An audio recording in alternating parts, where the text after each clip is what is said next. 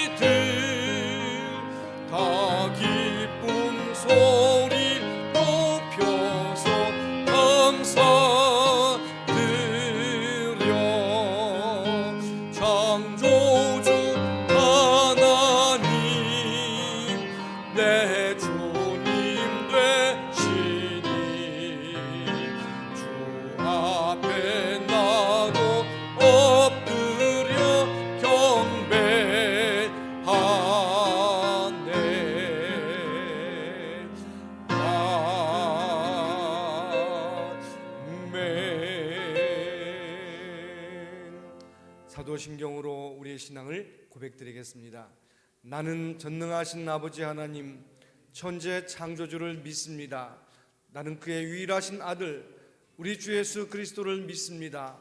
그는 성령으로 잉태되어 동정녀 마리아에게서 나시고 본디오 빌라도에게 고난을 받아 십자가에 못 박혀 죽으시고 장사된 지 사흘 만에 죽은 자 가운데서 다시 살아나셨으며 하늘에 오르시어 전능하신 아버지 하나님 우편에 앉아 계시다가 거기로부터 살아있는 자와 죽은 자를 심판하러 오십니다. 나는 성령을 믿으며 거룩한 공교회와 성도의 교제와 죄를 용서받는 것과 몸의 부활과 영생을 믿습니다. 아멘. 아멘. 서 계신 채로 교독문 40번 시편 96편 말씀을 교독하시겠습니다. 새 노래로 여호와께 노래하라. 온 땅이여 여호와께 노래할지어다.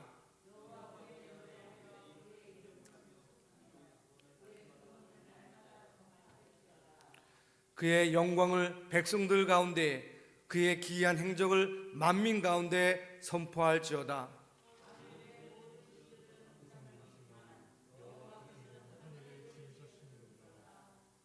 존귀와 위엄이 그의 앞에 있으며 아름답고 거룩한 곳으로 여호와께 예배할지어다. 하늘은 기뻐하고 땅은 즐거워하며 바다와 거기에 충만한 것이 외치고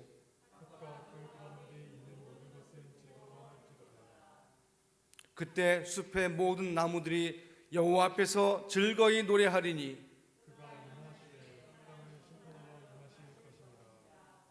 같이 읽습니다. 그가 의로운 세계를 심판하시며 그의 진실하심으로 백성을 심판하시리로다. 아멘. 아멘. 자리에 앉으시겠습니다. 찬송가 428장을 부릅니다.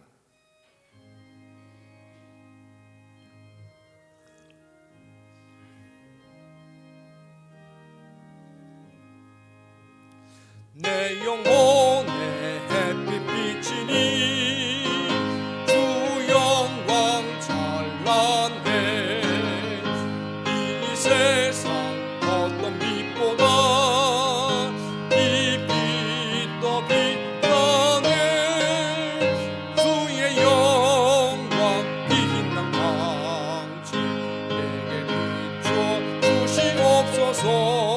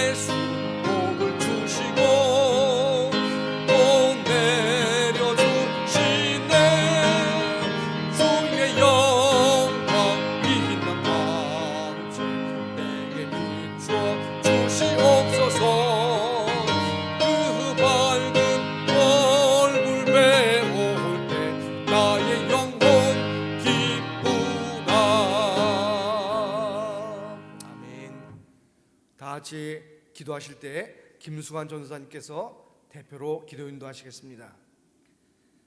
사랑과 은혜의 하나님, 전 세계적으로 코로나19로 인한 어려움 속에서도 우리의 건강과 삶을 지켜주시니 감사합니다. 아멘. 하나님, 우리 문영교회에 속한 모든 주의 백성들이 이러한 어려움 속에서도 예수 그리스도의 복음을 잃지 않게 하시고 하나님을 온전하게 믿는 신앙인으로 더욱 성숙하게 하여 주시옵소서. 아멘. 하나님, 이 땅에서 하나님의 이름이 거룩하게 여김을 받고 하나님의 뜻이 온전하게 이루어지기를 간절히 소원합니다. 아멘. 우리의 삶이 하나님의 이름을 높이며 하나님의 뜻을 이루어가는 하나님의 자녀된 삶이 되게 하여 주시옵소서. 아멘. 이 시간 우리 모두가 거룩한 주일을 맞아 하나님 앞에 나왔습니다. 하나님을 경험하고 하나님의 뜻을 깨달아 알며 하나님의 음성을 듣는 귀한 시간이 되게 하여 주시옵소서. 아멘. 우리에게 있는 모든 기도의 제목들을 예수 그리스도의 십자가 아래 내려놓습니다. 하나님 들으시고 하나님의 선하심으로 들어주시옵소서. 아멘. 온 마음과 정성을 다해 하나님을 예배합니다.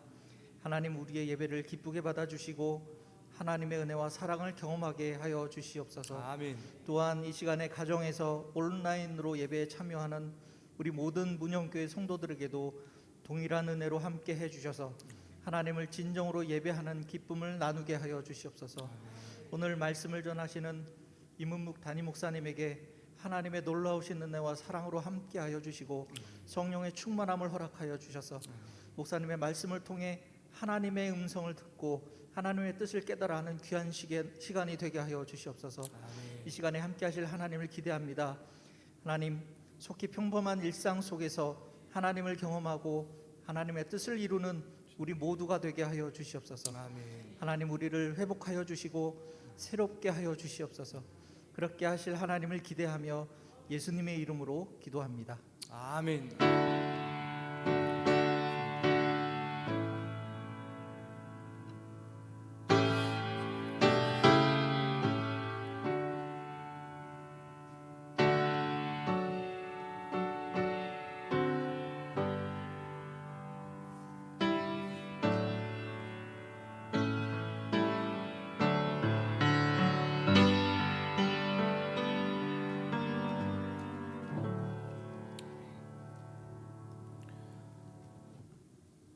오늘 우리에게 주신 하나님 말씀은 신약성경 빌립보서 4장 10절로 13절 말씀입니다.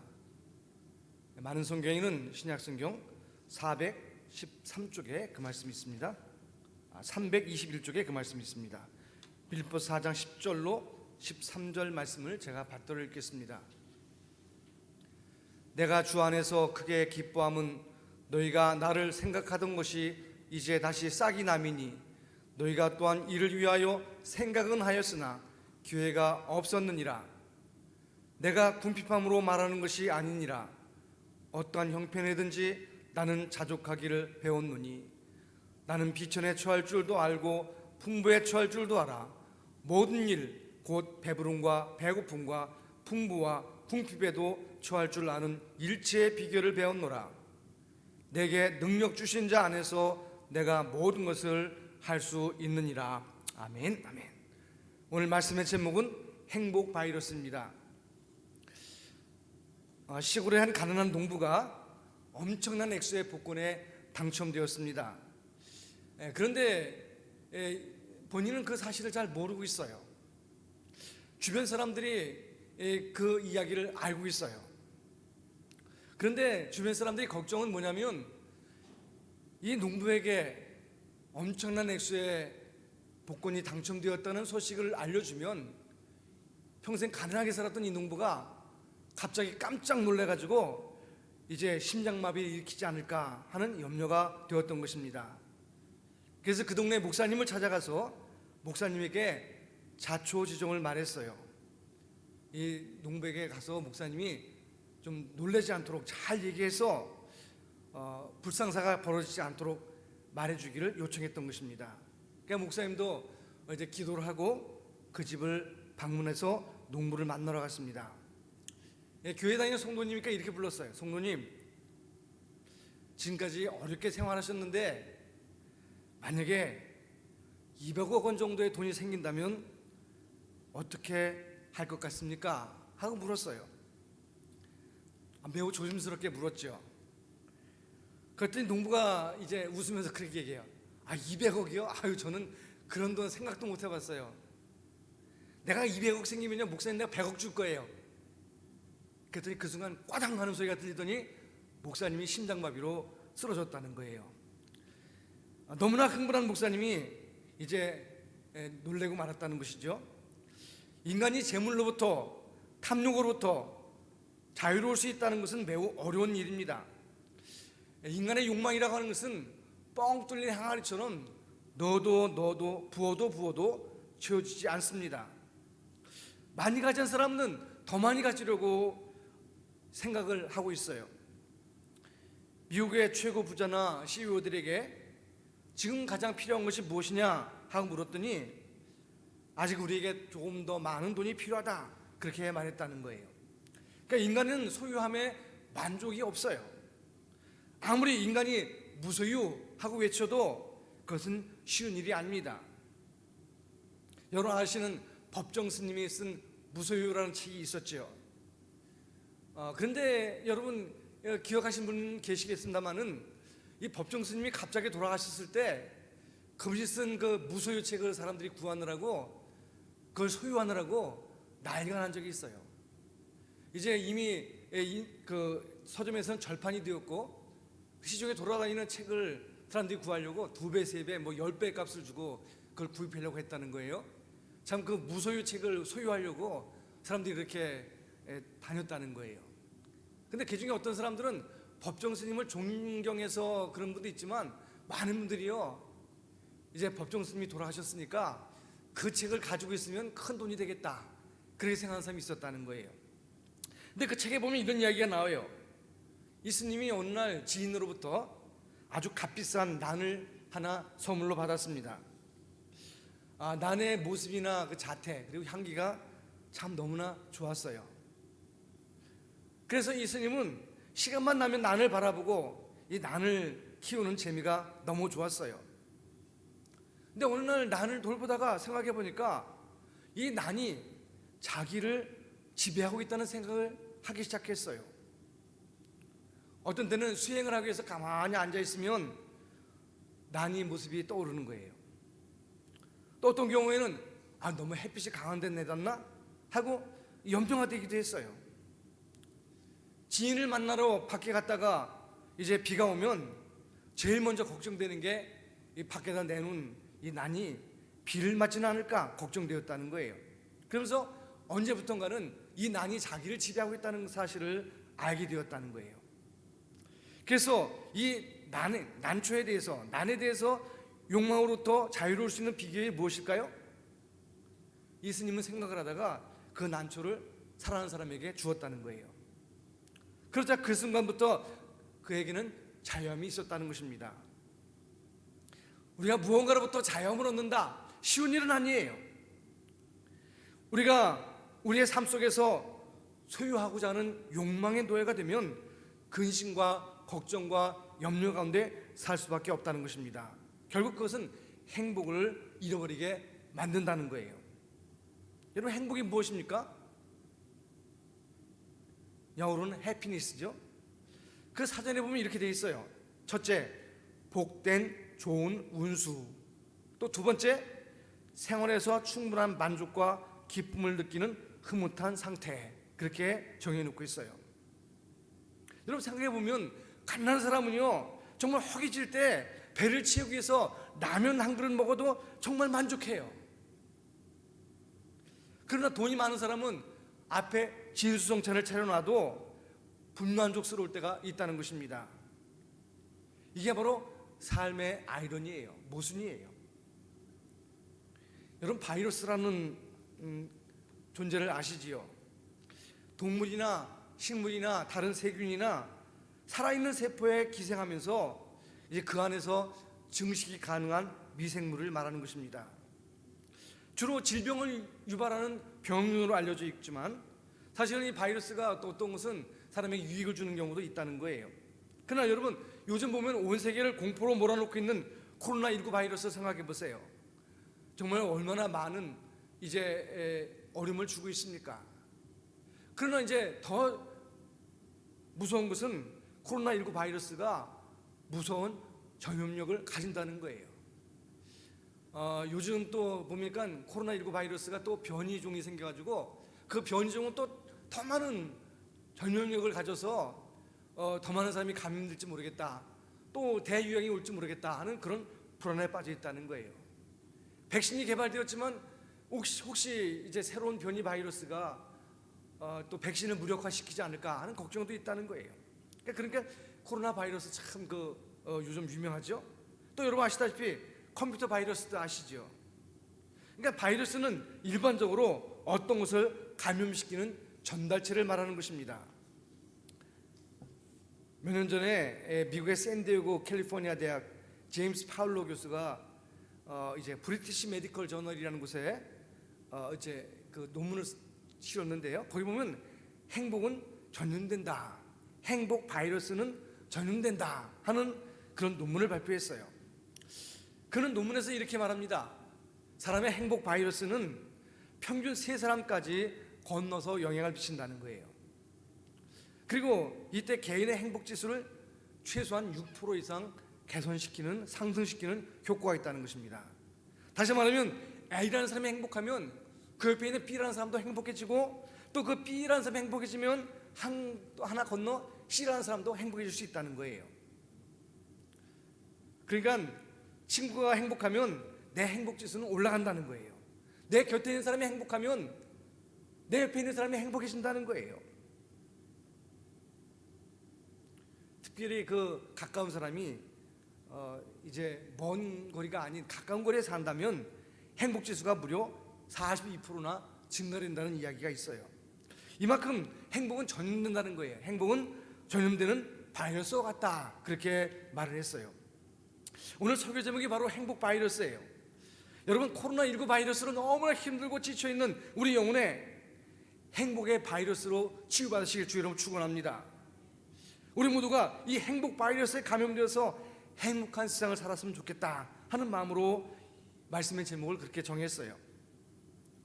오늘 본문에 보면 행복 바이러스에 감염된 한 사람을 만날 수가 있어요. 그 이름은 바울이에요. 사도 바울이 지금 이 빌립보서 쓸 때 그런 차디찬 감옥 속에서 죄수의 신분으로 죽음을 기다리면서 이제 대기하고 있었어요. 로마 감옥에서 죄수의 신분으로 같이 몸이 되었다. 그는 절대로 좋은 조건은 아닌 것이 사실이에요. 그런데 이 빌립보 교인들에게 그런 사랑의 편지를 쓰면서 항상 기뻐하라, 기뻐하라는 말을 16번이나 쓰고 있어요. 여러분 생각해 보면 감옥 안에 있는 사람에게 감옥 밖에 있는 사람이 당신 감옥에 안에 있어도 어렵고 힘들어도 이제 기뻐하십시오 이렇게 권면하는 것은 있을 수 있어요. 근데 오히려 감옥에 갇혀서 부재할 몸이 되고 죽음을 기다리는 사람이 감옥 밖에 있는 사람에게 여러분 기뻐하십시오 이렇게 얘기하는 것은 매우 어려운 일이에요. 다시 말하면 바울은 누가 뭐라고 해도 행복한 사람이었다는 거예요. 행복 바이러스에 감염되었다는 거예요. 그럼 여러분, 바울이 불행해 보이는 상황 속에서 행복한 삶의 모습을 보여주는 이유는 무엇일까요? 오늘 바울을 통해서 이 행복의 비밀 두 가지를 생각해 보려고 합니다. 첫 번째, 행복의 조건은, 행복 바이러스는 만족이에요. 만족. 11절과 12절에 보면 내가 궁핍함으로 말하는 것이 아니니라. 어떤 형편이든지 나는 자족하기를 배웠노니 나는 비천에 처할 줄도 알고 풍부에 처할 줄도 알아. 모든 일 곧 배부름과 배고픔과 풍부와 궁핍에도 처할 줄 아는 일체의 비결을 배웠다. 그래 말하고 있어요. 바울이 환경의 지배를 받지 않고 항상 기뻐하고 행복할 수 있는 비결이 무엇입니까? 어떤 형편에 처하든지 만족하는 마음이에요. 스스로 만족하는 마음이에요. 이 세상에서 주어진 삶에 만족하는 사람은 행복한 거예요. 어떤 사람은 풍부한 환경 속에서도 원망 불평 가운데 사는 경우가 있어요. 반면에 가난하고 힘든 상황 속에서도 오히려 감사하고 행복을 느끼는 사람도 있습니다. 그 차이가 무엇입니까? 자기의 상황에 만족하느냐 아니면 만족하지 못하느냐, 거기에 있는 거예요. 여기서 우리들이 꼭 기억해야 될 것이 있습니다. 만족이라는 것이 행복의 바이러스라면 왜 사람들은 만족을 느끼지 못하느냐 하는 거예요. 그 이유 중에 가장 큰 이유 중에 하나가 뭐냐면 욕심이에요. 욕심. 우리의 끝없는 욕심 때문에 우리는 행복을 놓치는 경우가 많다는 것입니다. 본능적으로 더 많은 것, 더 좋은 것, 더 가치 있는 것을 소유하고자 하는 인간의 탐욕.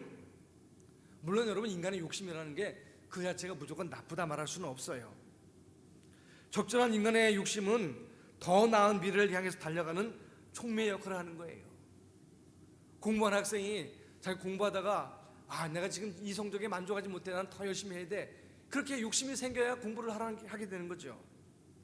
직장생활 하는 사람도 내가 이 직장생활 열심히 해서 직장으로부터 인정받고 또 난 승진해야 돼, 그런 마음이 있다면 그건 그 사람의 좋은 조건으로 이제 작용할 수 있어요. 그래서 더 나은 미래로 달려가는 촉매 역할을 할 때가 있습니다. 근데 문제는 무엇입니까?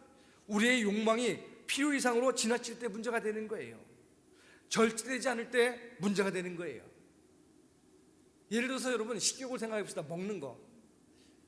저도 늘 느끼는 거지만 늘 생각할 때마다 내가 좀 살을 빼야 돼. 내가 건강하려면 좀 더 내가 이 음식을 조절해야 돼. 그런 생각을 많이 해요. 그런데 이제 그것이 말이죠, 사람이 배고플 때 배고픔을 느끼기 때문에 그 먹고 싶다는 욕망 때문에 그걸 먹고 그걸 건강을 유지하는 거예요. 근데 그게 지나치면 어떻게 됩니까? 너무 많이 먹고 너무 많이 섭취하게 되면 오히려 건강에 해롭다는 거예요. 절제가 되지 않을 때 문제가 생기는 것입니다. 그래서 골로새 3장 5절에 보면 탐심은 우상 숭배니라 그렇게 아주 결정적으로 얘기하고 있어요. 그러니까 우리 내면에 자꾸 솟아나는 그런 탐심을 절제하지 못하면 곧 우상 숭배에 빠지게 되고 결국은 물질의 노예로 살아갈 수밖에 없다는 것입니다. 이 세상은 바다와 같습니다. 사람들은 이 넓은 욕망의 바다에서 짜릿지 않은 바닷물을 벌컥벌컥 마시는 거예요. 그러나 마실수록 더 짜고 더 마시면 더 마시게 되고 인간이 한없이 마시게 되는 거예요. 그래서 그 안에는 만족이 없어요. 이것이 바로 인간의 불행이에요. 행복은 소유에 달려있는 것이 아니라 만족에 있는 거예요. 자족하는 태도에 달려있는 거예요.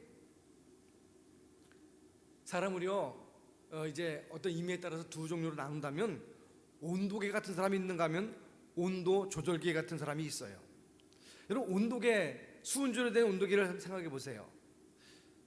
날씨가 추워지면 온도계 수은주가 쭉 내려갑니다. 날씨가 더우면 수은주가 쭉 올라가요. 그러니까 말하자면 환경의 지배를 받는 사람을 말하는 거예요. 그러나 온도 조절기 같은 사람은 어떻습니까? 온도를 조절하는 거예요. 너무 더우면 내려가게 하고 내려가면 또 올려줘요. 환경의 지배를 받지 않고 환경을 조절하게 되는 거예요. 우리가 행복한 삶을 살기 위해서는 온도 조절기 같은 마음을 가져야 할 줄로 믿습니다. 바울은 배부를 때도 있었고 배고플 때도 있었어요. 풍부할 때도 있었고 궁핍할 때도 있었어요. 그런데 환경의 지배를 받지 않고 만족하는 비결을 배웠다는 것입니다. 사람들은 일반적으로 배부를 때가 배고플 때보다 낫다 생각해요. 그러나 여러분 우리가 영적으로 생각해 보면 어떤 경우에는 배부를 때가 오히려 영적으로 위험할 때가 있어요. 배가 부를 때 교만하기 쉽고 도덕적으로 더 타락하기 쉽다는 것입니다. 그래서 사도 바울은 어떤 상황에서도 만족하는 비결을 배웠다는 거예요. 그런 13절에 뭐라고 얘기합니까? 내게 능력 주신 자 안에서 내가 모든 것을 할 수 있느니라 그렇게 고백하고 있어요. 우리가 예수님을 믿으면 모든 것이 다 이루어진다 그런 얘기가 아니에요. 그냥 예수만 믿으면 배고픈 사람이 저절로 배가 불러지고 가난한 사람이 부자가 되고 병든 자가 갑자기 치료된다 그런 뜻이 아니에요. 어떤 환경이 주어지든 간에 거기서 주님을 생각하면서 만족할 수 있다는 거예요. 우리 스스로의 힘으로는 욕망을 제어할 수 없고 그것을 이길 수가 없어요. 그러나 여러분 그것을 이길 수 있는 유일한 방법은 무엇입니까? 바로 예수님을 믿고 따라가는 거예요. 예수님을 닮아가는 거예요. 제가 여러 번 말씀드린 바는 우리 신앙의 목표는 예수님을 닮아가는 거예요. 어떤 분들은 신앙의 목표가 축복받는 거다 그런 사람이 있어요. 신앙의 목표가 천국 가는 거다 그런 사람이 있어요. 다 틀린 말은 아니에요. 신앙의 그 축복받는 거 뭐 복을 받는다 또는 뭐 우리가 천국 간다 그거 다 좋은 거예요. 그러나 여러분 그건 신앙의 과정 속에 있는 것이지 목표가 아니에요. 예수님을 닮아가는 것이 바로 목표예요. 그러니까 다시 말하면 우리가 아무리 복을 많이 받았다고 할지라도 예수님을 닮아가지 않으면 아무 소용이 없다는 거예요. 여러분 천국이 좋은 것은 무엇입니까? 계시록에 보세요.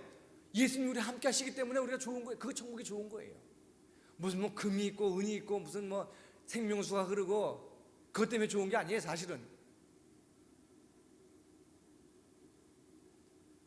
그래서 우리는 예수님의 마음을 날마다 본받을 줄로 믿습니다.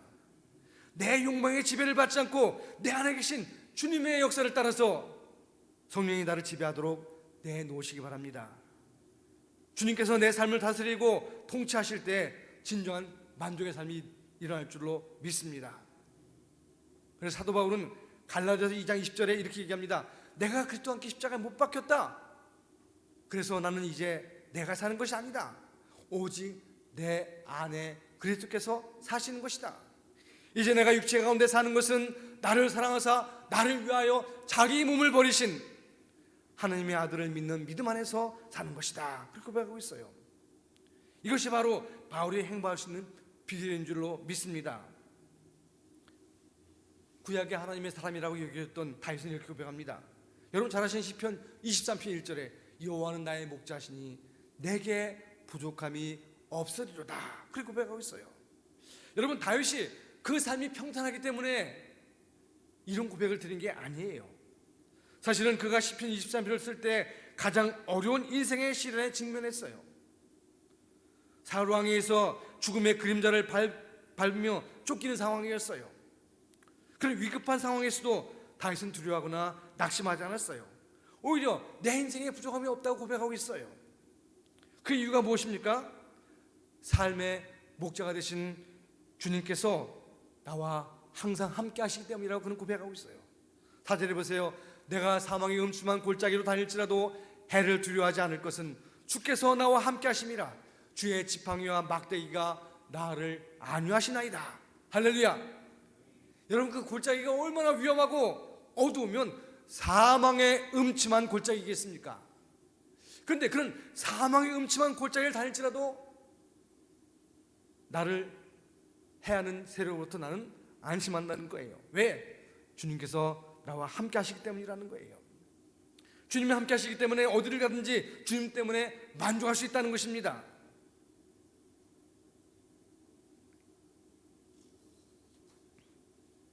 그래서 그는 5절에 이렇게 고백합니다. 주께서 내 원수의 눈앞에서 내게 상을 차려주시고 기름을 내 머리에 부으셨으니 내 잔이 넘치나이다. 할렐루야.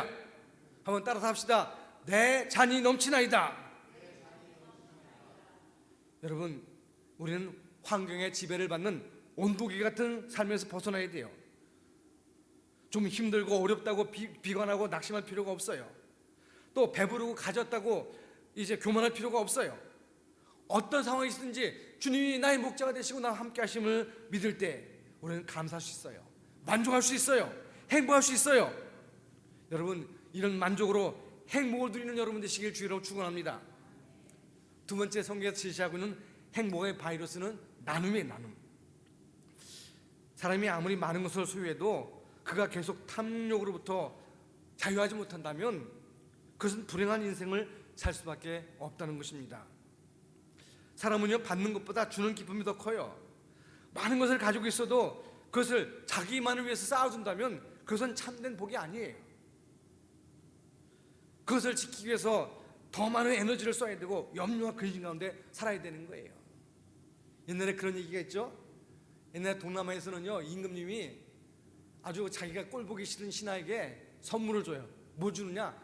코끼리를 선물 준 코끼리. 여러분, 임금님이 주시는 그 코끼리 선물 받아서 생각해보세요. 그걸 버릴 수도 없고 그걸 유지하자니 맨날 음식 뭐 풀은 뭐 그냥 먹고 그것도 돌봐줘야죠. 어디다 둬야죠. 얼마나 처치곤란입니까? 임금님이 그래서 자기 꼴 보기 싫은 신하에게 코끼리를 선물한다는 거예요. 참 재밌는 얘기죠. 바울이 빌립보서를 쓰게 된 동기는 빌립보 교인들의 나눔 때문에 그것을 칭찬하기 위해서 쓴 거예요. 사실 그 빌립보 교회는요, 이 바울이 이 빌립보에 갔을 때 자주장사 누디아를 만나서 그의 집에서 처음에 드린 예배를 통해서 세워진 교회가 바로 빌립보 교회예요. 그런데 이 사도 바울이 복음을 전할 때 이 빌립보 교회가 여러 번 사도 바울을 돕고 있습니다. 15절 보니까 이렇게 말합니다. 빌립보 사람들아, 너희도 알거니와 복음의 시초에 내가 마게도냐를 떠날 때 주고받는 내 일에 참여한 교회가 너희 외에는 아무도 없었느니라. 다시 말하면 사도 바울이 복음을 전할 때 그 이제 빌립보를 떠나서 마게도냐로 떠날 때 사도 바울을 위해서 많은 후원을 하고 그래서 그를 복음을 전하도록 이제 후원했다는 것입니다. 16절에 보니까 이제 그것을 한두 번도 아니고 두 번이나, 한 번뿐 아니라 두 번이나 나의 쓸 것을 보냈다. 그렇게 말하고 있어요. 그리고 그들이 보낸 그 모든 것들은 향기로운 제물이다. 하나님이 기쁘시게 받으실 만한 것이다. 그렇게 얘기하고 있어요. 사실 여러분, 사도 바울이 빌립보의 감옥에 빌립보서를 쓸 때는요, 에바브로디도라는 사람을 이제 빌립보 교회에서 사도 바울이 보내가지고 로마 옥중에 있는 사도 바울이 보내가지고 바울을 후원했어요.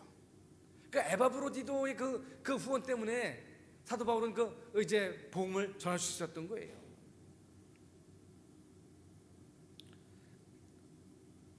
하나님이 주신 사명을 위해서 기쁨으로 함께 나누는 교회가 빌립보 교회였다는 거예요. 그들이 사랑과 정성으로 나눈 결과가 무엇입니까? 저는 19절 말씀을 매우 좋아합니다. 같이 한번 읽어봅시다. 시작. 나의 하나님이 그리스도 예수 안에서 영광 가운데 그 풍성한 대로 너희 모든 쓸 것을 채우시리라. 할렐루야. 유명한 무디 목사님은요, 이 구절을 가리켜서 그리스도인들의 은행이다 그렇게 불렀어요. 다시 말하면 우리의 모든 복의 원천은 하나님이라는 거예요. 하나님의 축복의 복을 예비하시고 나누는 자에게 더 풍성하게 채워준다는 것입니다. 이 세상의 은행은 바닥이 나서 망할 수 있어요. 그건 하늘나라 은행은 도산이 없습니다. 하나님이 보증하시는 영광스러운 은행이에요. 우리가 나눔을 실천한다는 것은요, 하늘나라의 은행 거제에 저금하는 것과 마찬가지예요.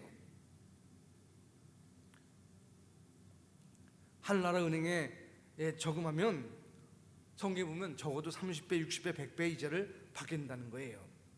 우리의 삶을 더 풍성하게 하실 줄 믿습니다. 우리의 모든 필요를 채워줄 줄 믿습니다. 또 하나 재밌는 연구 결과가 있는데요, 캐나다 밴쿠버에 브리티시 컬럼비아 대학이 있어요.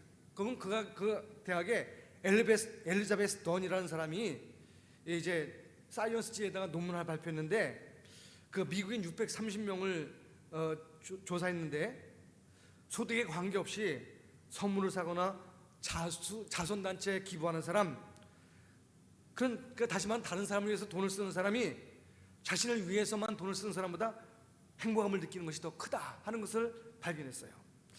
그는 이제 이렇게 사람들에게 특별히 학생들을 대상으로 했는데요, 5달러에서 20달러, 뭐 만 돈 아니겠습니다는 그 돈을 준 다음에 절반에게는 그 돈을 자신을 위해 써라, 네가 필요한 것에 써라 그렇게 얘기했고, 남은 절반에게는 다른 사람을 위해서 한번 그 돈을 써봐라 그렇게 하고 실험을 했어요. 근데 역시 보니까 다른 사람을 위해서 쓴 사람, 베푼 사람 쪽이 행복도가 더욱 강했다는 것입니다. 그러니까 적은 돈이라도 누군가에게 베풀고 나눌 때 진정 행복이 있다는 것을 그는 기록하고 있어요. 그래서 나중에 보면요, 그는 하버드 대학의 마이클 루틴이라는 교수와 함께 책을 하나 썼어요. 그게 뭐냐면 당신이 지갑을 열기 전에 알아야 할 것들이라는 책을 썼어요. 우리나라에도 지금 나와 있어요. 당신이 지갑을 열기 전에 알아야 될 것들. 거기 보면 행복한 지출의 5가지 원칙이 있는데 그중에 5번째가 뭐냐면 다른 사람에게 소비하라 하는 내용이에요. 다시 말하면 너 자신을 위해서 쓰지 말고, 많이 쓰지 말고 다른 사람을 위해서 한번 써봐라. 그게 행복한 지출이다 그렇게 말하고 있어요. 이 나누는 축복에 대해서는 성경이 여러 번 강조합니다. 잠언 19장 17절에 보면 가난한 자를 불쌍히 여기는 것은 여호와께 구워드리는 것이니 그의 선행을 그에게 갚아주시리라. 하나님이 나눠주는 사람에게 갚아준다는 거예요. 마치 빚진 자처럼 갚아준다는 거예요. 풍성하게 해주시겠다는 것을 약속하고 있어요. 예수님께서 마태복음 6장 31절에 보니까 무엇 먹을까, 무엇 마실까, 뭘 먹을까 염려하지 말아라 그래 말하면서 33절에 보면 너희는 먼저 그의 나라와 그의 의를 구하라. 그러면 이 모든 것을 너에게 더하시리라. 무엇 먹을까, 무엇 마실까, 뭐 입을까, 이 모든 것을 더하는 비결이 뭐냐? 먼저 하나님 나라와 하나님의 의를 구하라는 것입니다. 여러분 주변을 한번 살펴보십시오. 누군가 나에게 다가오는 예수님 같은 존재가 있어요. 그런 소자에게 냉수 한 그릇 대접하는 것이 바로 주님을 대접하는 것이다. 주님이 그렇게 말씀하지 않았습니까? 그렇다면 우리도 주님의 마음으로 그런 것을 찾아야 될 줄로 믿습니다. 주님의 발걸음이 멈추는 곳에 우리도 멈춰서서 주님의 사랑을 나누시기 바랍니다. 그것이 주님이 주시는 기쁨과 행복을 얻는 지혜인 줄로 믿습니다.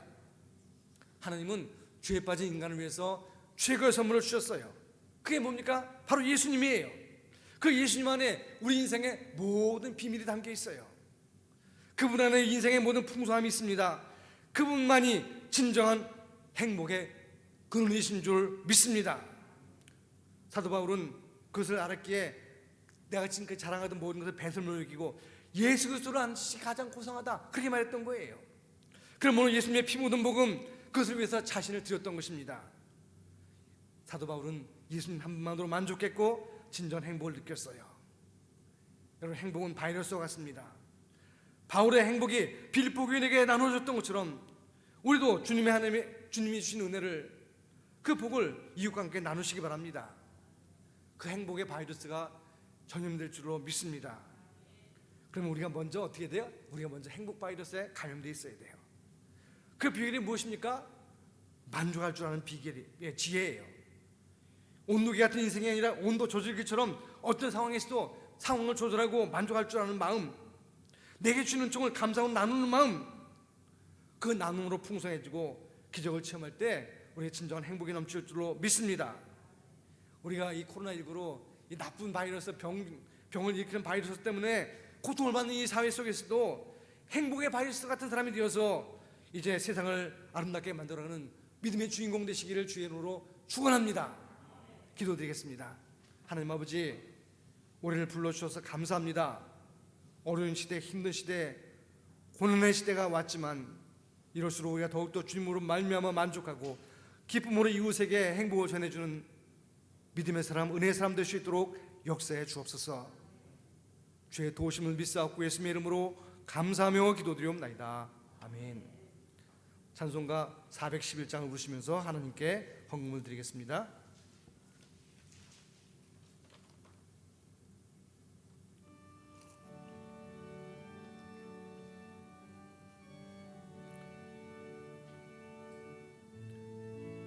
(411장) 내 마음속에 참된 평화 있네. 주 예수가 주신 평화. 시험 닥쳐와도 흔들리지 않아.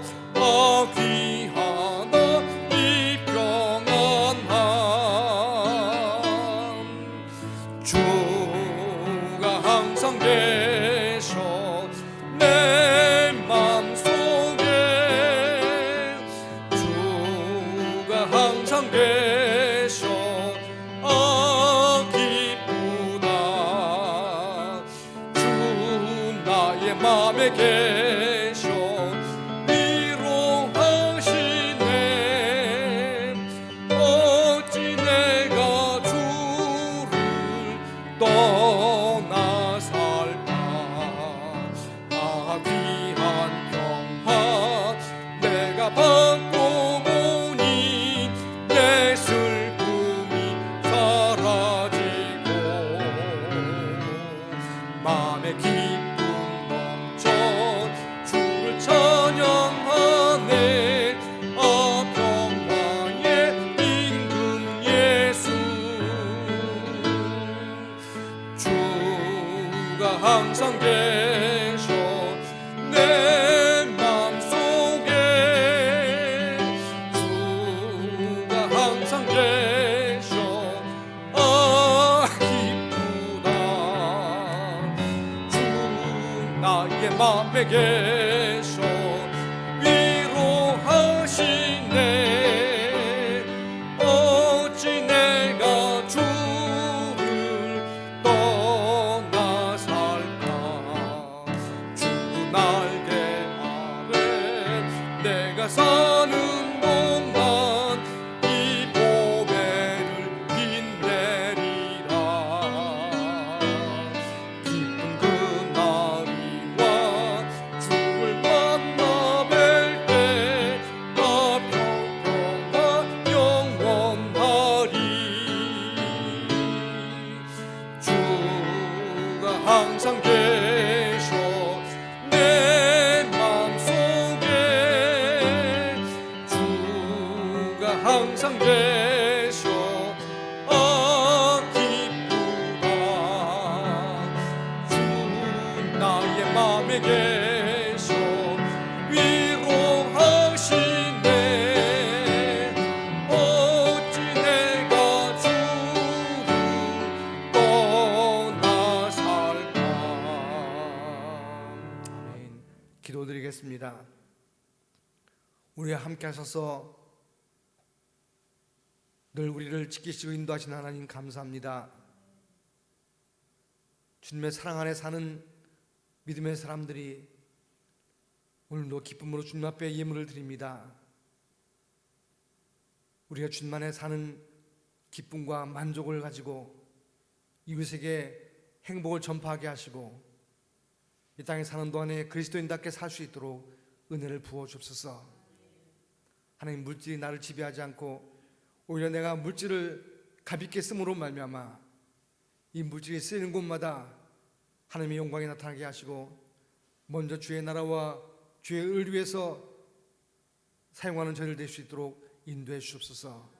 우리 교회가 주의 손에 붙잡혀 기쁨으로 주님을 경배하며 찬양하며 예배드리는 모든 시간마다 하나님의 은혜 가운데 승리하도록 새 힘을 부어 주옵소서. 가정에서 예배드리는 모든 심령 속에 또 은혜를 부으사 그들도 동일한 은혜로 이제 주님의 기쁨이 충만케 하시고 주의 행복이 넘쳐나도록 은혜를 부어 주옵소서. 주의 도우심을 믿사옵고 예수님의 이름으로 감사하며 기도드리옵나이다. 아멘.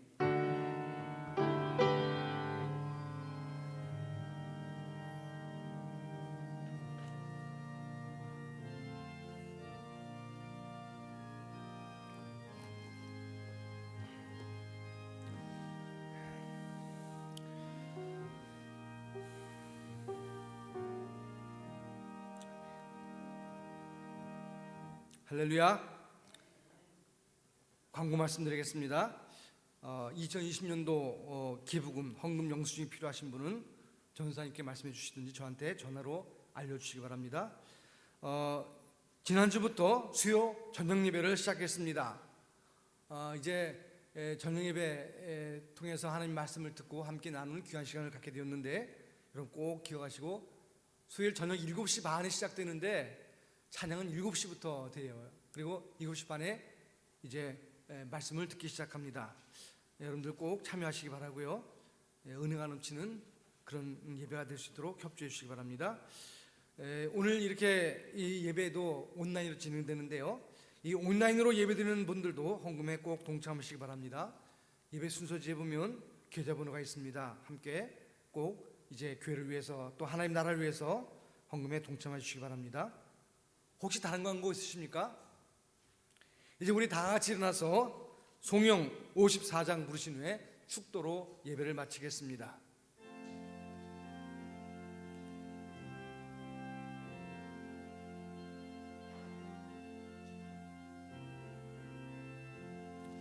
주여 복을 구하오니 편히 가게 하시고 사람마다 주은혜로 이기도록 하시고 광야 같은 세상에서 항상 인도하소서.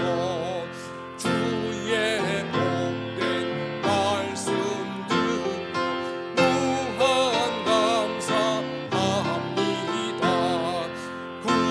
구원받은 주의 성도 열매 맺게 하시면 하나님이 우리 함께 항상 계시옵소서.